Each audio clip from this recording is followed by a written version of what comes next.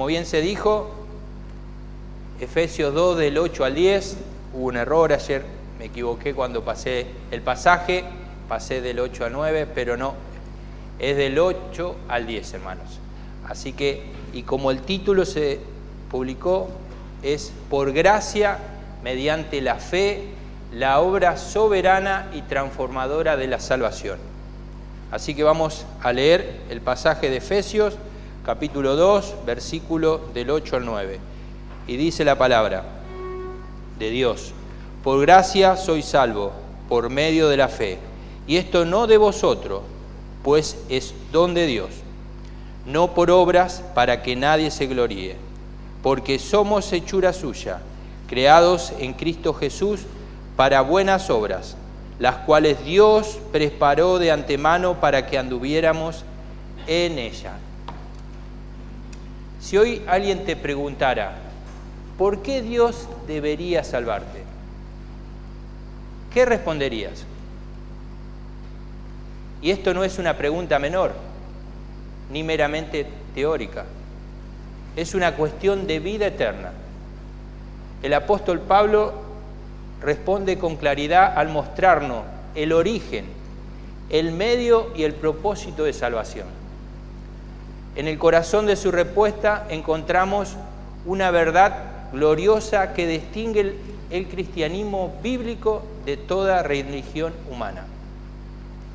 La salvación no es una recompensa que el hombre gana, sino un regalo que Dios concede. Vivimos en una cultura donde casi todo se obtiene por mérito. Se valora a las personas por lo que logran, por lo que producen, por lo que pueden demostrar. Desde pequeño aprendemos que recibimos algo, debemos esforzarnos, rendir y cumplir. Pero cuando llegamos al Evangelio, descubrimos una gran verdad que confronta profundamente esa manera de pensar. Dios salva a pecadores que no pueden salvarse a sí mismos, no porque lo merezcan, sino por pura gracia. El apóstol Pablo en Efesios, en este capítulo de los versículos 1 al 3, él ya estaba diciendo, estábamos muertos en nuestros delitos y pecados. Pero el versículo 4, hay un pero, esos peros grandiosos que las Escrituras nos dicen. Pero Dios, rico en misericordia, nos dio vida justamente con Cristo. Pero en los versículos 8 al 10, Pablo resume el corazón del mensaje cristiano. Cómo Dios salva, cómo concede el medio por el cual recibimos esa salvación. ¿Y para qué nos salvó? El énfasis no está en lo que nosotros hacemos, sino en lo que Dios ha hecho por nosotros. La salvación es una obra de la gracia divina de principio a fin. Por eso el tema central de este versículo es la salvación. Dios nos salva por gracia. Recibimos esa salvación por medio de la fe y somos salvados para vivir una vida transformada que le dé gloria únicamente a Él.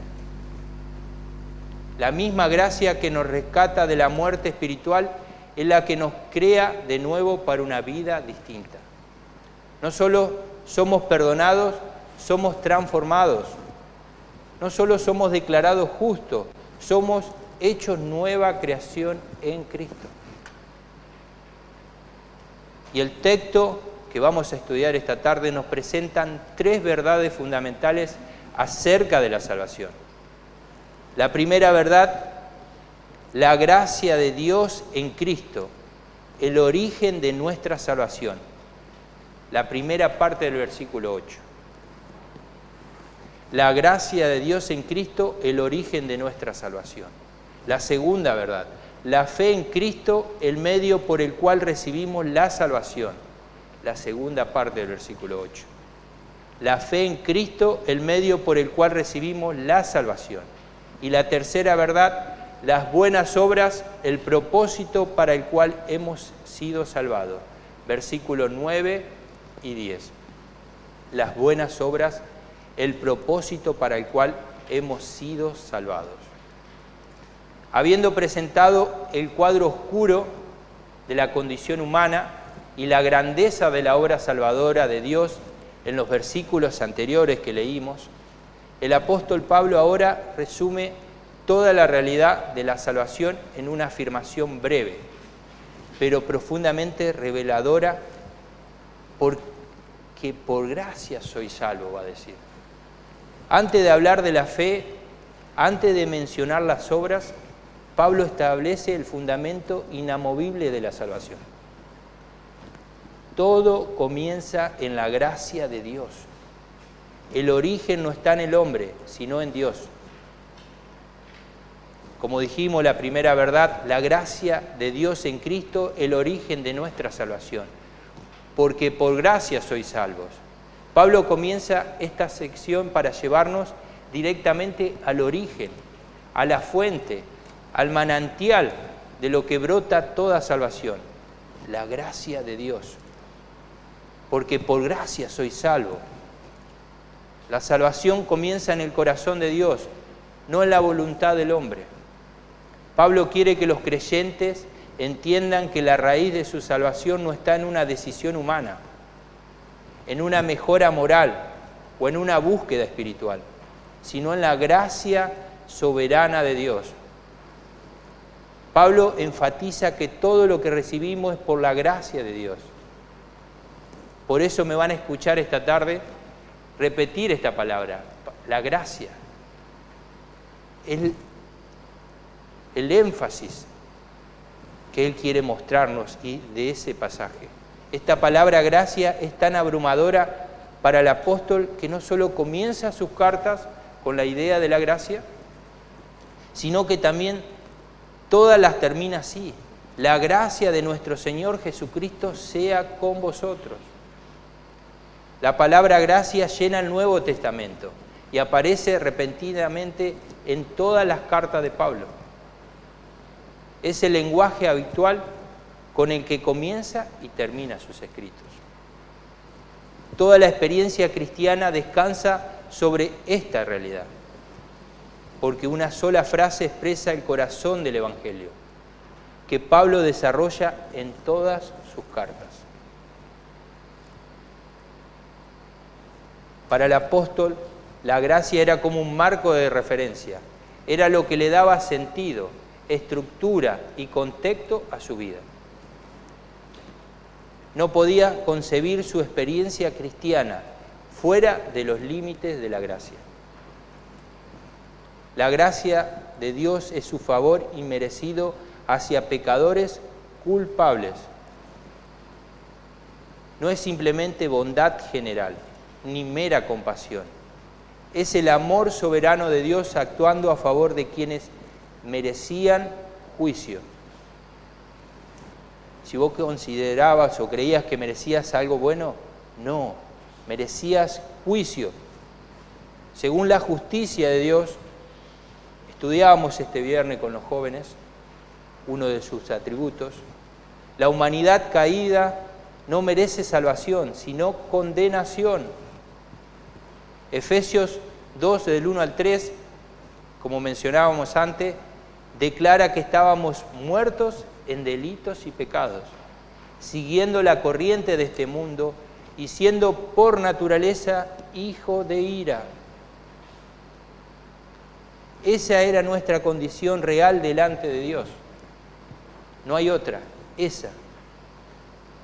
Por eso cuando Pablo dice, por gracia soy salvo, está señalando que la salvación ocurre a pesar de lo que somos y no por causa de lo que somos. La palabra griega charis comunica favor gratuito, bondad no ganada, amor que no se compra. Dios no responde a méritos humanos, Él actúa conforme a su carácter misericordioso. Con lo dicho, vamos a hacer una ilustración. Imagínense a un hombre en pleno invierno, con mucho frío. Se acerca a alguien y le regala un abrigo muy costoso y abrigado. Pero el hombre que lo recibe, en lugar de ponérselo, dice: voy a trabajar para pagarlo y entonces así lo usaré. Duro el tipo, terco. Pero mientras intentaba pagarlo, sigue temblando de frío.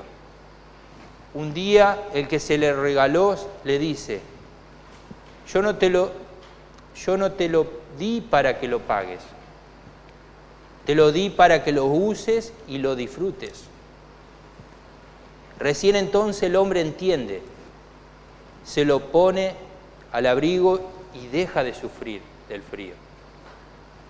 Así de absurdo es intentar pagar lo que Dios ya ha dado gratuitamente, hermanos. Muchos viven así con Dios. Quieren pagar su salvación con obras. Quieren merecer el amor de Dios, intentando ganar lo que ya fue regalado. Pero la gracia es un regalo para vestirse, no una deuda para pagar. La gracia no se paga, se recibe. Y cuando se recibe, transforma la manera en que vivimos. La gracia no significa que Dios pasa por alto el pecado. La gracia no es gratis, en el sentido de que no costó nada, mis hermanos. ¿Ustedes creen que no costó nada? Es gratis para nosotros, pero le costó todo a Cristo. La gracia es un regalo para nosotros, pero fue un sacrificio para Cristo. Significa que Dios mismo proveyó en Cristo el medio para tratar justamente el pecado y al mismo tiempo salvar al pecador.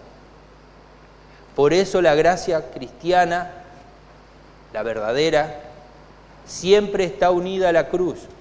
No es indulgencia barata, es amor que pagó un precio infinito, hermanos.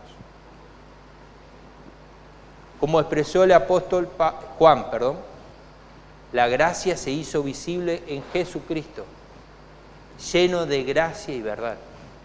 Juan 1:14. En Cristo la gracia dejó de ser un concepto y se volvió historia real. La cruz del Calvario es la demostración suprema de la gracia divina. Ahí vemos cuánto cuesta realmente la gracia, la vida del Hijo de Dios. Por eso la salvación de cualquier persona es un milagro de la gracia divina. Ningún testimonio cristiano puede explicarse por capacidad humana. Detrás de toda conversión genuina está la iniciativa de Dios. Pablo ya dejó claro que el ser humano estaba espiritualmente muerto, y un muerto no coopera, no responde, no aporta. Y precisamente ahí aparece una de las expresiones más gloriosas de la Escritura. Pero Dios, Efesios 2:4. Cuando todo parecía perdido, Dios intervino. No porque el hombre mejorara, sino porque Dios es rico en misericordia.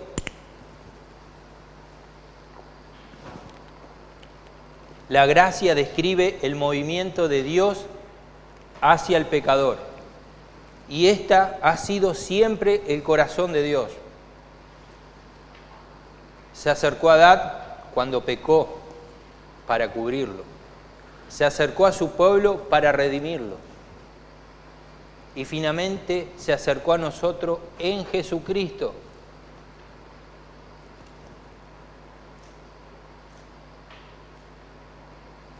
La salvación no comienza con la búsqueda del hombre, sino con la búsqueda de Dios. Antes de que el hombre buscara a Dios, Dios ya había tomado la iniciativa de buscar y salvar. Antes de que alguien piense en Dios, Dios ya había pensado en salvar. Eso significa que la salvación no es principalmente una historia de que el hombre hace por Dios, sino de lo que Dios hizo por el hombre en Cristo. Gracia es la acción de un Dios que se acerca a pecadores despreciables, culpables y enemigos para no tratarlo como se merecen. Al contrario, darle perdón, nueva vida, adoptarlos como hijos y darles una esperanza.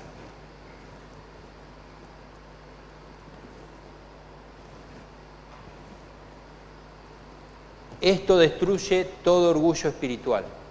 Si la salvación es por gracia, nadie puede jactarse, nadie puede sentirse superior. Todos llegamos a la cruz en bancarrota espiritual. La gracia nivela a toda la humanidad. El religioso y el irreligioso necesitan la misma gracia.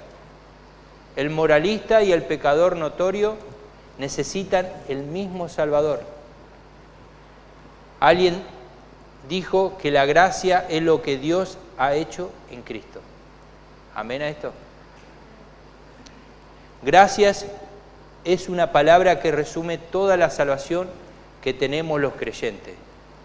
William Edrieson explicó que mientras la misericordia se compadece del miserable, la gracia va más allá y concede salvación plena. No solo alivia la miseria, sino que rescata de la condenación y otorga vida eterna. Comprender esto transforma la vida cristiana. Una persona que entiende la gracia no vive para ganar el favor de Dios, sino desde el favor de Dios. La obediencia cristiana ya no nace del miedo, sino de la gratitud. Una aplicación: si alguien está en Cristo, no es porque fue sensible, o más inteligente, o más espiritual que otros. Es porque Dios decidió mostrar gracia. Y esta verdad también trae consuelo. Si la salvación depende de la gracia de Dios, entonces está segura, porque descansa en la fidelidad de Dios y no en la inconstancia humana. Iglesia que entiende la gracia, una iglesia que entiende la gracia será humilde, agradecida y compasiva. No será una comunidad de jueces, sino de redimidos.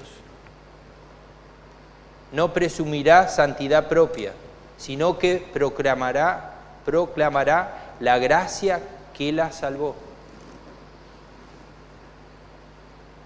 Y si aún no crees en Jesucristo, en Dios, la salvación no depende de que primero arregles tu vida. Dios no salva a quienes se creen dignos, sino a quienes reconocen su necesidad de gracia. La gracia de Dios hoy te llama a confiar en Cristo. Y entonces surge una pregunta inevitable: si la salvación es por gracia, ¿cómo se recibe esa gracia? Pablo responde en la siguiente frase: por medio de la fe.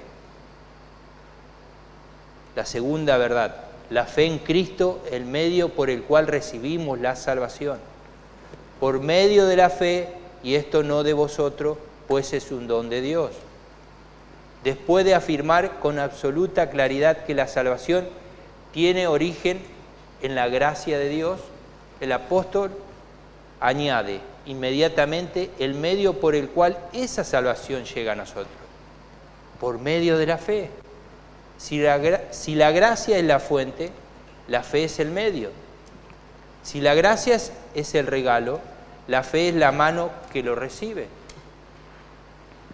no agrega méritos, simplemente descansa en lo que Dios ya hizo en Cristo.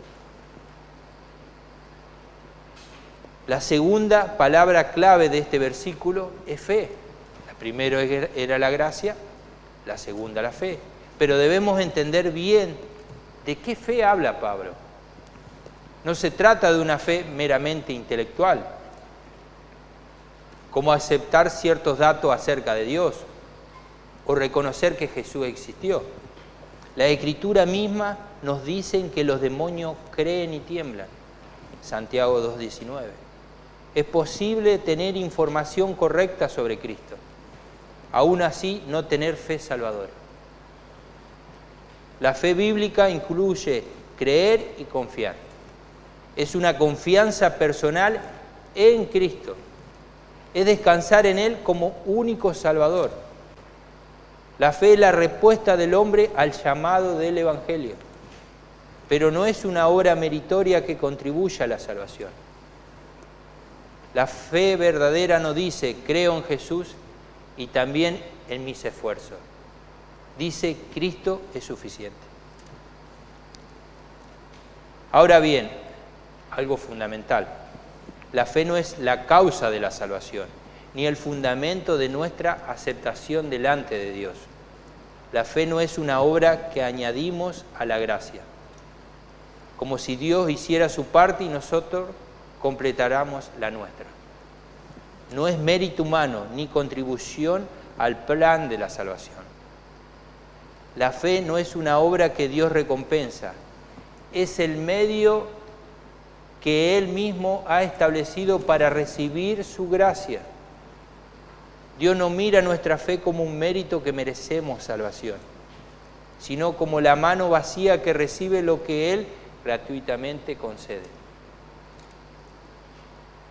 El pecador es salvo por la fe, para que sea por gracia.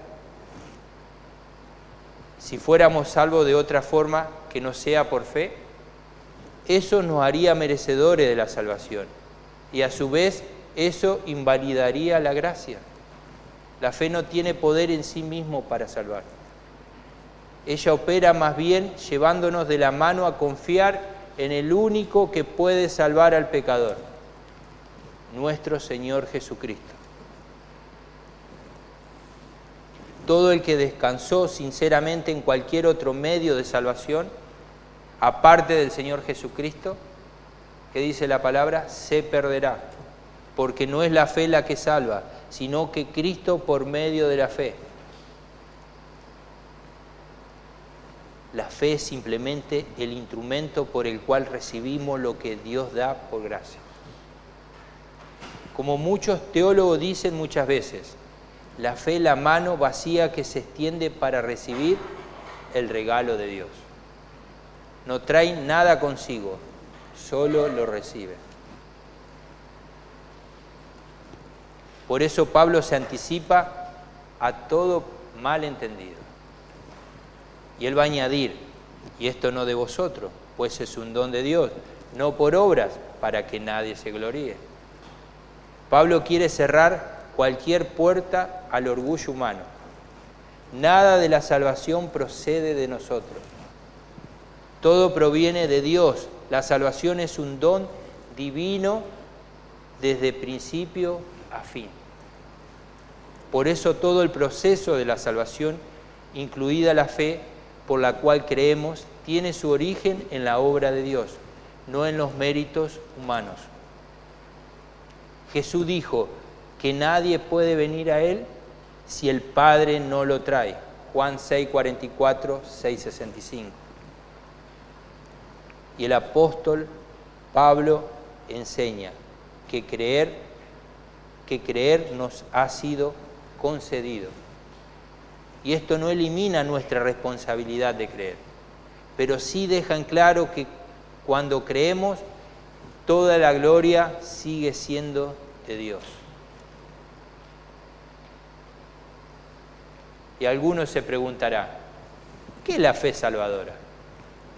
Y bueno, no es solo creer que Dios existe, no es solo aceptar hechos históricos, no es emoción religiosa pasajera, No es por confiar en Iglesia Vida Nueva Sunchales, o en mi pastor, o en el pastor.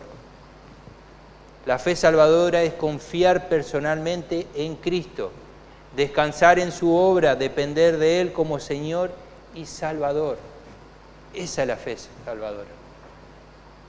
Es mirar a la cruz y decir desde el corazón, no tengo nada que ofrecerte. No confío en mis obras ni en mi religiosidad. Confío solo en ti, Señor. Solo en ti, Señor.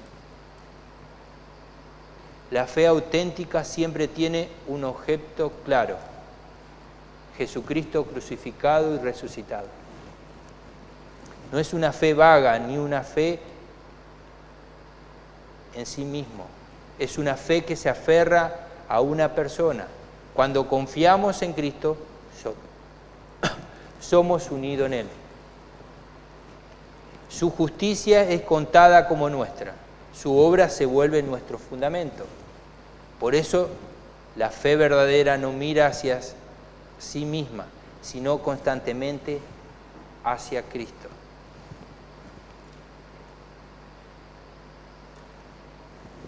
La pregunta inevitable es esta, y que cada uno nos tenemos que hacer.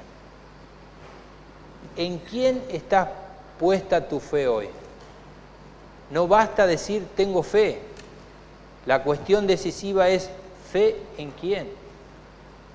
Si nuestra fe, nuestra confianza está en emociones, experiencias, en moralidad, en religión, estamos edificando sobre arena. Pero si nuestra fe descansa únicamente en Cristo, en su obra consumada, estamos firmes sobre la roca, que es Cristo. Y esta verdad nos libera de dos grandes peligros. Primero, del legalismo. No vivimos intentando ganar el favor de Dios, sino respondiendo con gratitud a un favor ya recibido. Y el segundo, de la culpa constante. No descansamos en lo que hacemos para Dios, sino en lo que Cristo ya hizo por nosotros. Como iglesia, somos llamados a anunciar un evangelio que invita a confiar en Cristo, no en confiar en méritos humanos. Un evangelio donde toda la gloria es para Dios, porque la salvación es por gracia y se recibe por medio de la fe.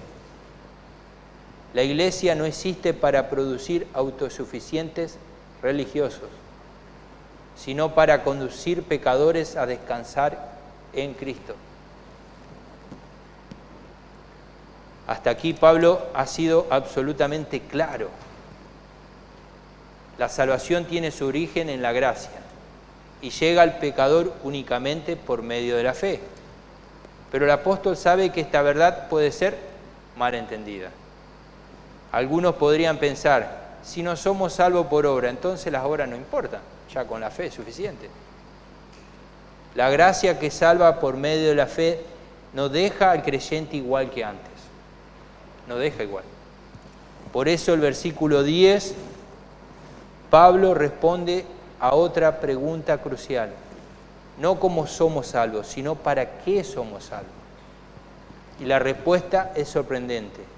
No somos salvos por buenas obras, pero sí somos salvos para buenas obras. Y ahí vamos con la tercera gran verdad. Las buenas obras, el propósito para el cual hemos sido salvados.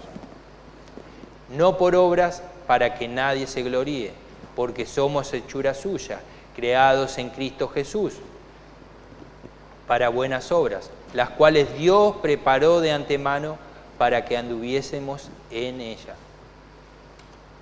Habiendo dejado absolutamente claro que la salvación es por gracia y se recibe por medio de la fe, el apóstol ahora va a dar un paso más. Pero Pablo no quiere que nadie confunda gracia con indiferencia espiritual. Algunos podrían pensar, si no somos salvos por obras, entonces las obras no importan. Por eso Pablo no vuelve a explicar cómo somos salvos. Eso ya fue definido. Sino que responde otra pregunta igual de importante. ¿Para qué nos salvó Dios? Y la respuesta mantiene el equilibrio perfecto del Evangelio. No somos salvos por buenas obras, pero sí somos salvos para buenas obras. Las obras no son la raíz de la salvación, pero sí son su fruto. Y ahora quiero mostrarles 4 principios que aprendemos en esta gran verdad. A. La exclusión de las obras. Toda la gloria pertenece a Dios. Versículo 9. No por obras para que nadie se gloríe.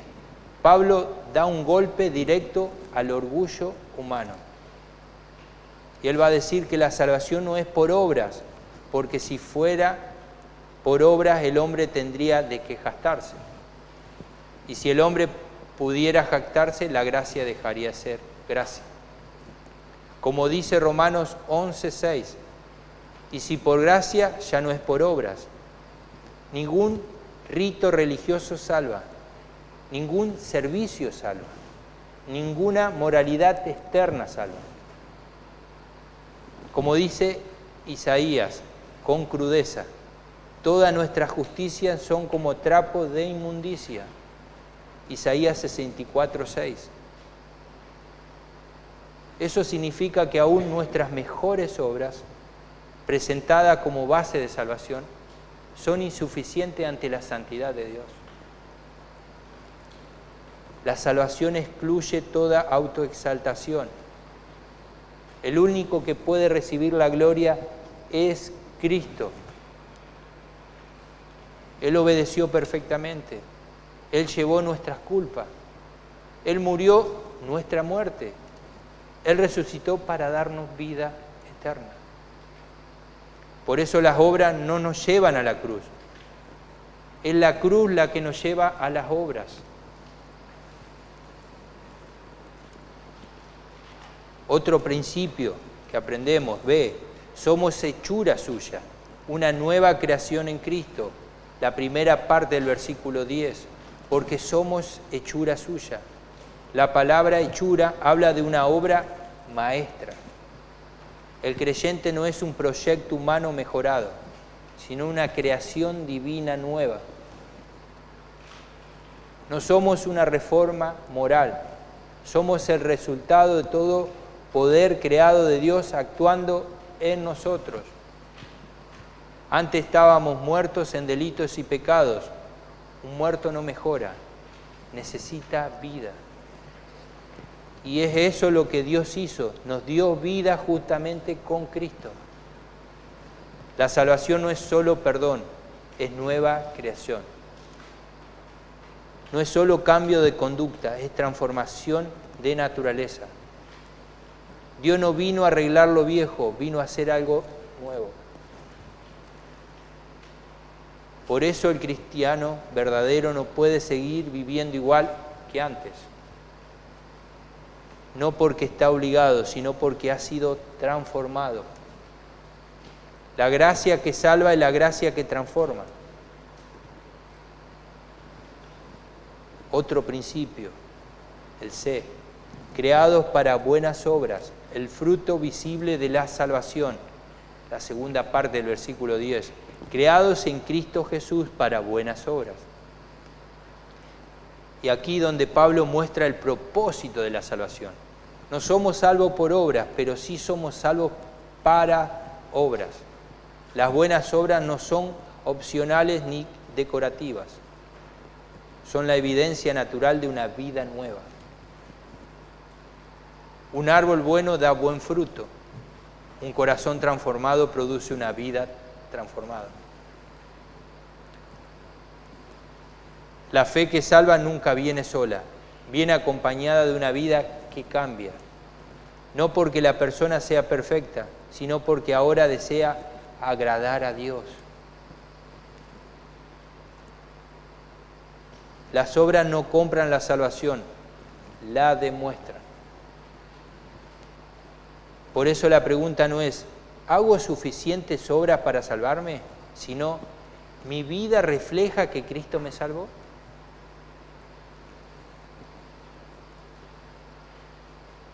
Último principio de obras preparadas por Dios, una vida guiada por su salvación.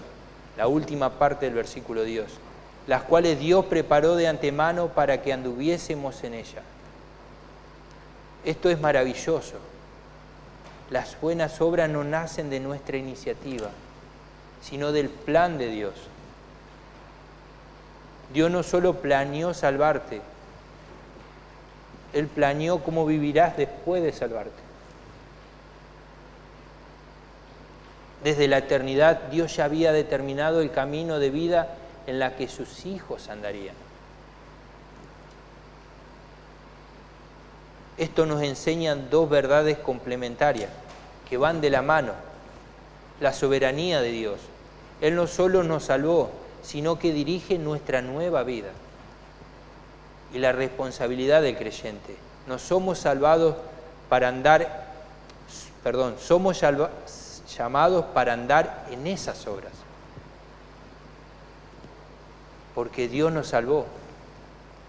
El verbo andar indica un estilo de vida continuo. No se trata de actos aislados, sino de una conducta diaria que refleja la gracia recibida. Spurgeon lo expresó con claridad. Las obras no son la raíz de la salvación, sino su fruto. No vivimos para ser salvos, vivimos porque ya hemos sido salvados. Y una aplicación, hermanos. Esta verdad nos protege de dos extremos peligrosos: el legalismo y el libertinaje. El legalismo, creer que las obras nos salvan. Y el libertinaje, usar la gracia como excusa para pecar. La gracia verdadera no produce orgullo ni pasividad. Produce gratitud activa. Y al final del día, la pregunta honesta es: ¿se ve la obra de Dios en tu vida?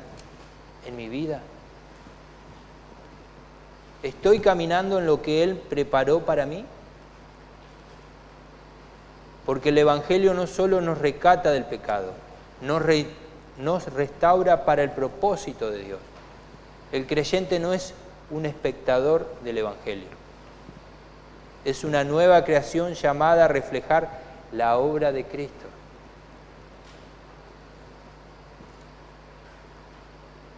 La gracia nos encontró cuando estábamos muertos. La gracia nos dio vida en Cristo. Y la gracia ahora nos conduce a vivir para su gloria. Ese es el orden perfecto del Evangelio. La gracia salva, la fe recibe, las obras evidencian. Y en todo Cristo es exaltado y Dios recibe toda la gloria.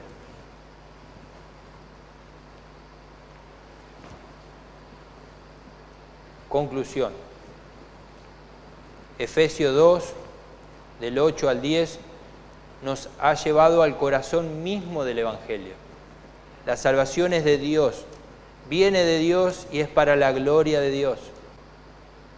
La gracia es el origen, la fe es el medio y Cristo es el centro. Nada comenzó en nosotros, todo comenzó en Dios. La fe no es una obra que presentamos, sino las manos vacías que se reciben. Las obras no son la causa de la salvación, sino el fruto de una vida transformada. Por eso toda jactancia queda excluida. Toda la gloria pertenece únicamente a Dios. Como dijo Pablo en su primera epístola a los Corintios 15:10, por la gracia de Dios soy lo que soy. Si hoy hay alguien aquí que todavía no ha puesto su fe en Cristo, escucha con atención. Tu mayor problema no es simplemente que fallás, es que en tu pecado vivís lejos de Dios.